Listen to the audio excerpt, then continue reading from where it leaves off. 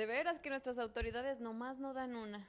La noche del martes se armó un tremendo alboroto porque la Secretaría de Comunicaciones y Transportes montó un operativo para detener a choferes de Uber que estaban cobrando en efectivo. Esto a pesar de que, según opiniones expertas, es ilegal, ya que la reforma que prohíbe esta modalidad de cobro entra en vigor hasta abril. No, hombre, pero si para cazar Uber sí andan bien vivillos. Además de las reacciones jurídicas que Uber pudiera tener contra la Secretaría, ese mismo día y ayer tomaron medidas que afectaron a los ciudadanos, pues los Ubers marcharon y bloquearon importantes vialidades.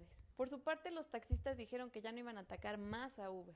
Pues a ver si es cierto. Pero lo increíble es que a las autoridades no se les ocurre una manera diferente para resolver este pedo, porque les afecta a los taxistas, a los Uber y a nosotros como ciudadanos. Bueno, ahí se ven, yo soy Cristina Alonso y esto fue El Clima Político